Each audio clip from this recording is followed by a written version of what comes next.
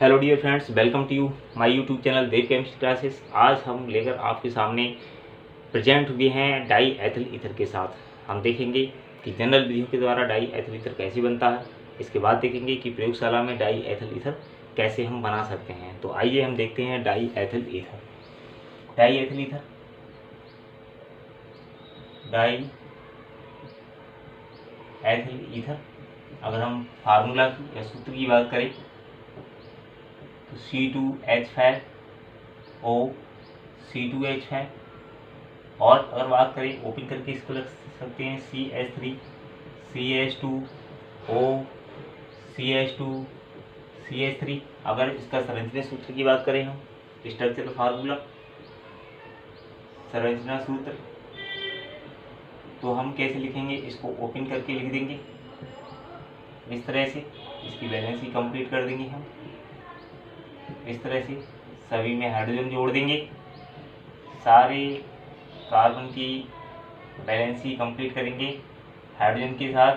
तो ये हो गया हमारा डाई एथिल ईथर का संरचना सूत्र। अब हम करेंगे डाई एथिल ईथर का निर्माण। डाई एथिल ईथर के निर्माण की विधियाँ। डाई एथिल ईथर के निर्माण की विधियाँ पहला देखेंगे हम। Dear student, dear friends, Williamson संश्लेषण,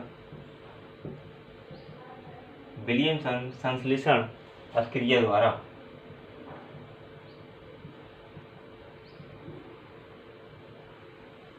इसमें हम क्या करते हैं, एल्काइल हैलाइड की रिएक्शन सोडियम एल्कोक्साइड से कराते हैं। क्या करते हैं, एल्काइल हैलाइड की रिएक्शन सोडियम एल्कोक्साइड से कराते हैं, तब हमारा डाई एथिल ईथर बनता है। जनरल रिएक्शन देखेंगे हम तो क्या देखेंगे, RX, ये हमारा एल्काइल हैलाइड हो गया, ये हमारा एल्काइल हैलाइड हो गया। इसकी रिएक्शन किससे करानी है हमें, RONA, सोडियम इथॉक्साइड। तो क्या होगा, यहाँ से RX ऐसे करके अलग हो जाएगा और ये हमारा क्या हो जाएगा, ROR प्लस क्या हो जाएगा, NaX। ये हमारा हो गया ईथर। ये हमारी जनरल रिएक्शन हो गई। अब आइए देखते हैं हम, जहाँ R लगा हुआ है वहाँ हम C2H5 ऐड कर देते हैं। R की जगह C2H5, X की जगह Cl प्लस R की जगह फिर C2H5, फिर O, फिर क्या करेंगे ONA, और इस तरह से क्या हो जाएगा, C2H5O C2H5 और प्लस NaCl। यहाँ से क्या होगा, यहाँ से ये Cl और यहाँ से, बल्कि हम इसको ऐसे करके लिख लेंगे तो ज़्यादा हमें आसानी रहेगी। यहाँ पे क्या करेंगे, इस तरह से C2H5O और लिख लेंगे यहाँ पे Na। तो यहाँ से क्या होगा, इस तरह से NaCl निकल जाएगा और C2H5O C2H5 die ethyl ether हमारा बन जाएगा। डाई एथिल ईथर हमारा बन जाएगा। ये हमारी हुई विलियमसन संश्लेषण अभिक्रिया। अब देखेंगे हम दूसरा पॉइंट, सैंडरेन्स अभिक्रिया द्वारा। क्या है डियर स्टूडेंट्स, डियर फ्रेंड्स, सैंडरेन्स अभिक्रिया द्वारा। सैंडरेन्स अभिक्रिया द्वारा, सैंडरेन्स अभिक्रिया द्वारा क्या होगा, जब हम रक्त तत्व एल्युमिना पर क्या करेंगे, जब हम रक्त तत्व एल्युमिना पर एथिल अल्कोहल की वाष्प को प्रभावित करेंगे तो हमारा क्या होता है, इसके दो मॉलिक्यूल से, किसके, एथिल अल्कोहल के दो मॉलिक्यूल से एक H2O निकल जाता है और हमें डाई एथिल ईथर प्राप्त हो जाता है। तो क्या करेंगे, ये हमारा क्या होगा, C2H5OH और एक मॉलिक्यूल और लेंगे हम C2H5OH। हम इसको ऐसे करके लिख सकते हैं, इधर से C2H5 और OH, तो यहाँ से H और यहाँ से OH इस तरह से अलग हो जाएगा और यहाँ पे Al2O3 कैसा होगा, ये होगा रक्त तत्व 240 से 260 डिग्री सेल्सियस पर। तो हमारा क्या होगा, ये हमारा C2H5O C2H5 और प्लस H2 अलग हो जाएगा। तो ये हो गया हमारा डाई एथिल ईथर। ये हमारा क्या है, ये हमारा एथिल एल्कोहल। तो ये हमारा दो विधियों के द्वारा हमने आपको बताया कि कैसे डाई एथिल ईथर बनाएंगे। एक हो गया विलियमसन संश्लेषण विधि द्वारा और दूसरा हो गया सैंडरेनसर विधि द्वारा। अब हम देखेंगे कि प्रयोगशाला में डाई एथिल ईथर का निर्माण हम कैसे करेंगे। तो डियर स्टूडेंट, अब देखेंगे हम क्या देखेंगे, प्रयोगशाला में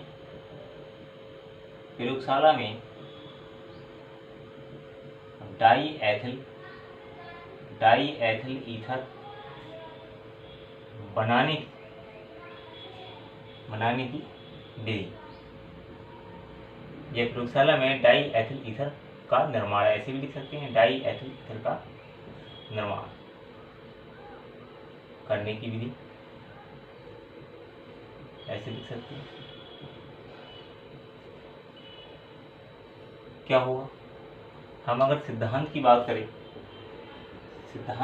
करें इसमें, तो क्या होगा, कैसे बनेगा डाई एथिल ईथर प्रयोगशाला में, कैसे हम इसका निर्माण करेंगे प्रयोगशाला में।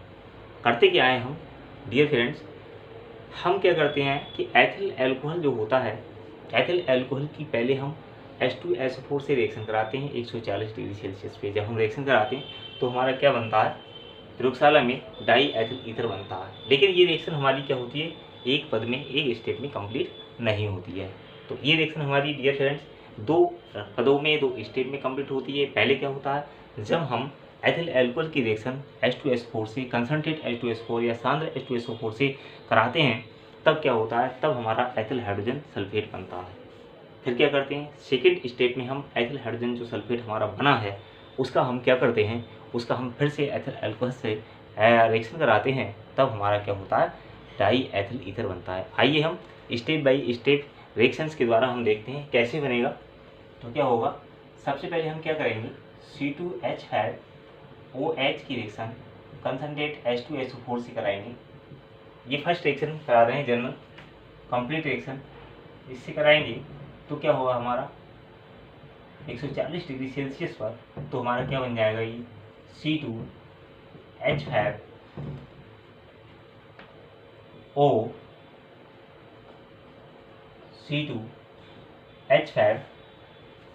C2H5OH की रिएक्शन कंसंट्रेट H2SO4 से जब हम कराएंगे तो क्या होगा, हमारा C2H5O C2H5 बन जाएगा।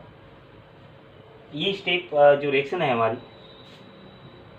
डाई एथिल ईथर, ये एक स्टेप में कंप्लीट नहीं होती है, ये रिएक्शन हमारी डबल स्टेप में कंप्लीट होती है। तो होता क्या है, ये रिएक्शन हमारी डबल स्टेप में कंप्लीट होती है। वो क्या होगा, इसमें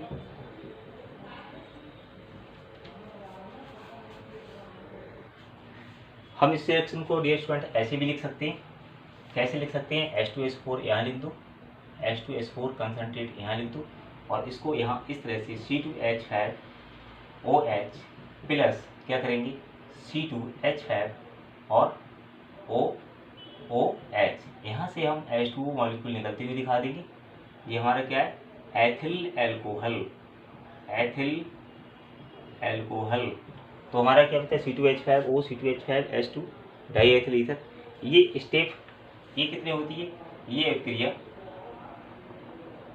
अभिक्रिया दो स्टेप में होती है या दो पदों में होती है।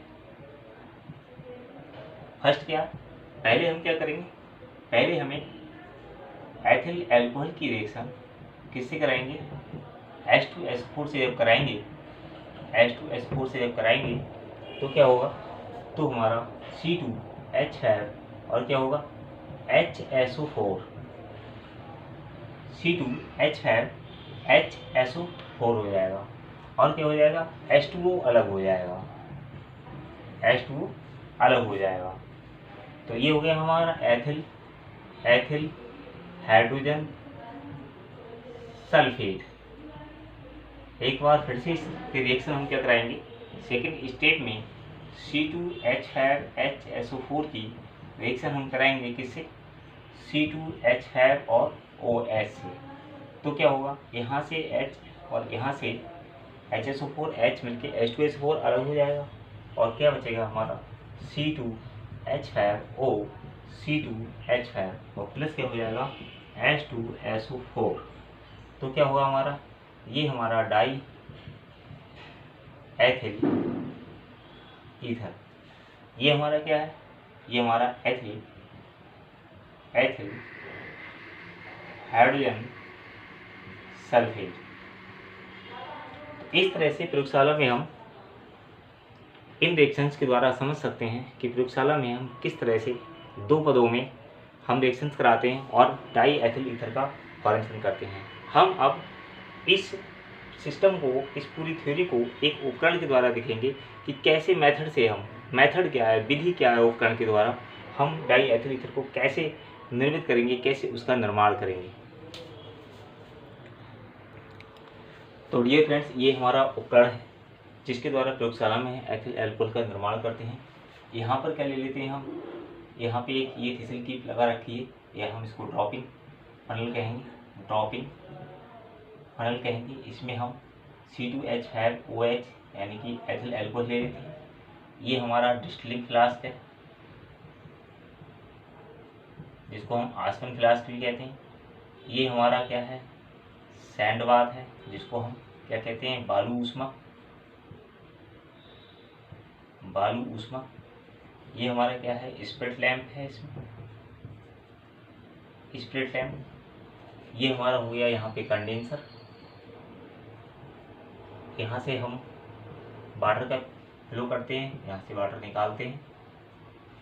यहाँ पे हमारा क्या है, यहाँ पे ये हमारा, यहाँ पे डाई एथिल ईथर, इसमें ये रिसीवर है, क्या है रिसीवर, और इसमें क्या है, ये डाई एथिल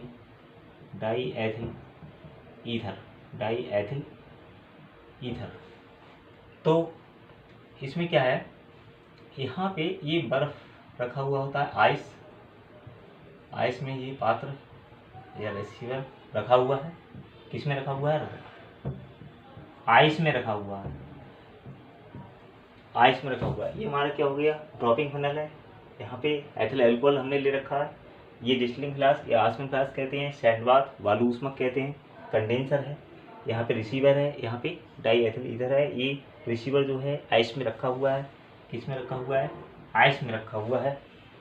यहाँ पे हम क्या लेंगे, यहाँ पे कंसंट्रेट H2SO4 और प्लस क्या लेंगे C2H5OH एथिल एल्कोहल। यहाँ एथिल एल्कोहल ले रखा है। तो हम डियर फ्रेंड्स क्या करते हैं, प्रयोगशाला में या लेबोरेटरी में डाई एथिल ईथर बनाने के लिए क्या करते हैं, इस उपकरण को चित्र के अनुसार व्यवस्थित कर लेते हैं। चित्र क्या, यहाँ पे हमने इस स्टैंड पे इसको फ्लास्क को रखा, नीचे से स्प्रेड लैंप, यहाँ से कंडेंसर लगा के एक गिराई से एकत्र कर देते हैं।